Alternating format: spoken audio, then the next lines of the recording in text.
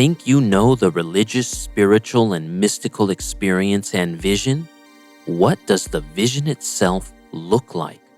What do you hear as you enter into the vision? Is the experience different or the same for all that experience it, even among different religious and spiritual traditions? I asked these questions. I received an answer to them. The Vision Explained Deeper is a series of 18 exclusive audio lectures that explains what the mystical vision looks like across all traditions if the sound that is heard was remembered and documented, along with explanations of the stories and myths that were told to preserve the experience.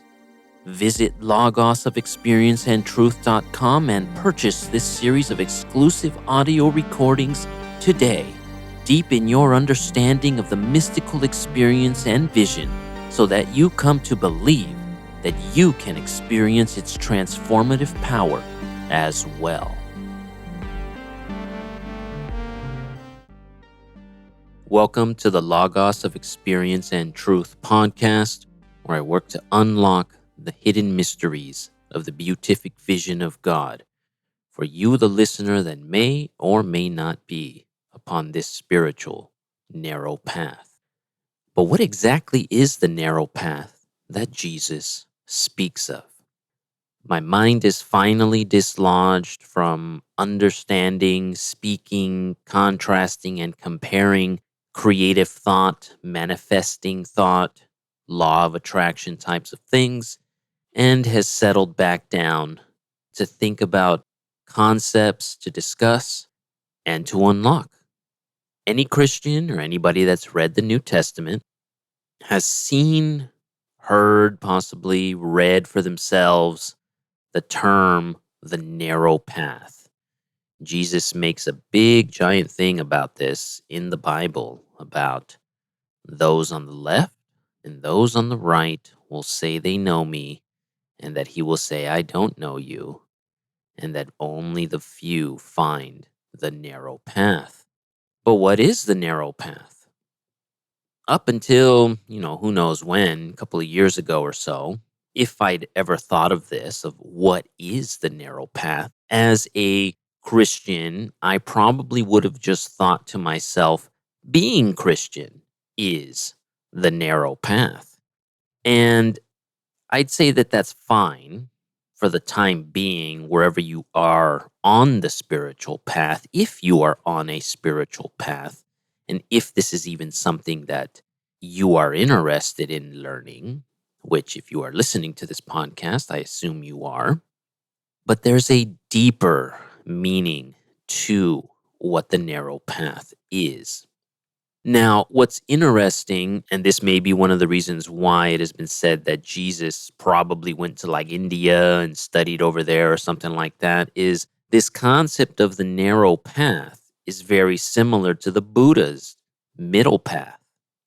From what I've read and what I've studied and what I learned about the Buddha's middle path is that it had more to do with his own personal spiritual asceticism contrasted versus the hedonism that is traditionally spoken of to Siddhartha Gautama's youth as a prince and the extreme hedonism that he probably existed in.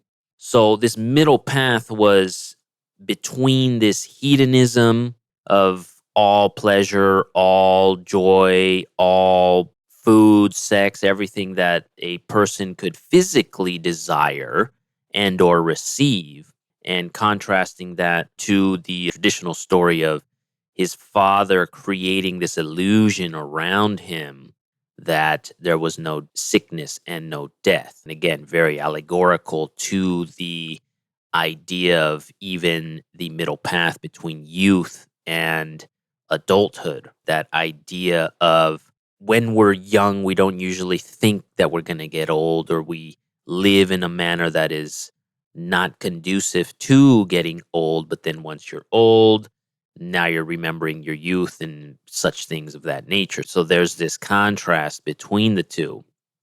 There is this middle path in the Buddha But that's not really the same middle path, the same sense that Christ is speaking of. That's actually one of the interesting things about Christ, and one of the reasons why it would be said that no, he didn't go to India and learn with the yogis out there, because he didn't really teach any kind of asceticism or any of that yogic practice. He was very much just kind of out and about, is what we gather at least from the Gospels. And even if you read the Gnostic stuff, it's still kind of the same deal. I mean, he's teaching this raising yourself up and finding him, finding the Christ, finding the Messiah. So, how can we better understand what the narrow path is? The clearest way of seeing this, of what the narrow path is, but again, you still have to interpret a little bit, is where he shows himself to be the narrow path, where he shows himself to be in the middle. This is most clearly seen in the luminous mystery of the Rosary, and one of the most famous of the experiences of Christ himself, but also the experiences of the apostles witnessing this. This would be the Transfiguration, where the apostles are up on the mountain, they're seeing him, and he is transfigured before their eyes in some mystical type of vision. And standing to one side of him is Moses, and then standing to the other side of him, I believe it was Elijah. So, what does this represent? Because this represents the narrow path. The way that I've seen this is you have to now break down, well, what does Moses represent? And what do the prophets represent? Moses represents the law.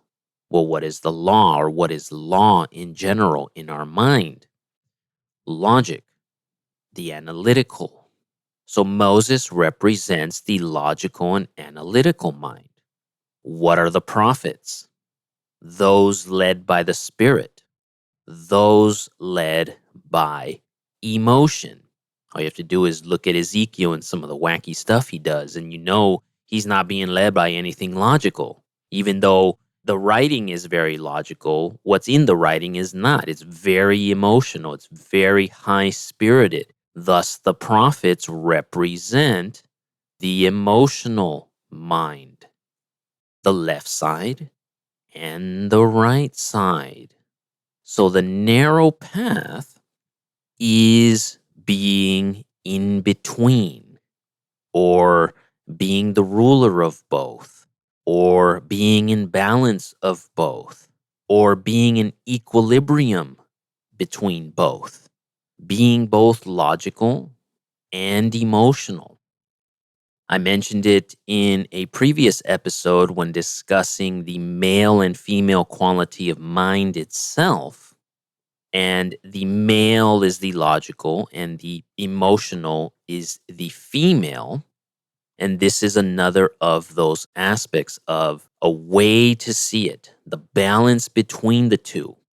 And that male female aspect comes out in St. Paul. I've mentioned this as well before, in that most hated line from, I think it's Ephesians, where he says, wives must be submissive to their husbands, yet husbands must be as Christ to their wives.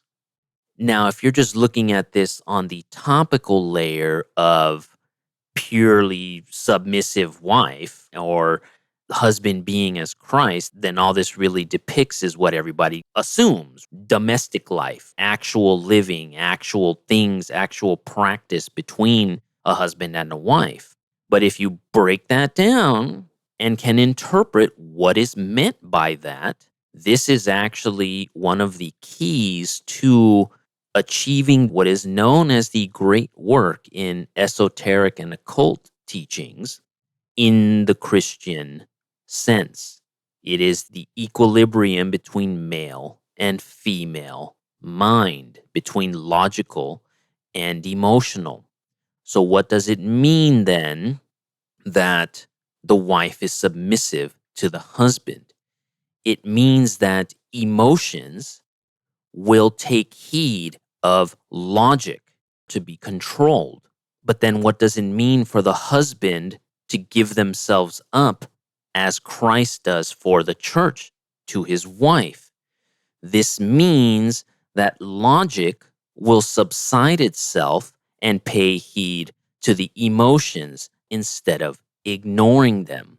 There has to be this crossway. There has to be this back and forth between the two. If not, one is too logical and leaves out their emotions, or one is over emotional and doesn't pay heed to logic. And this is all wrapped up in the concept of mental alchemy and balancing out those different emotional states or thought processes inside to find that inner equilibrium or the narrow path. That is what the narrow path is. And that is what is represented by Moses and the prophets in the Transfiguration. There's different ways to interpret the actual story as well of the apostles seeing this, because that's what's interesting about it. You have to be able to understand the imagery that is used. They are up on the mountain.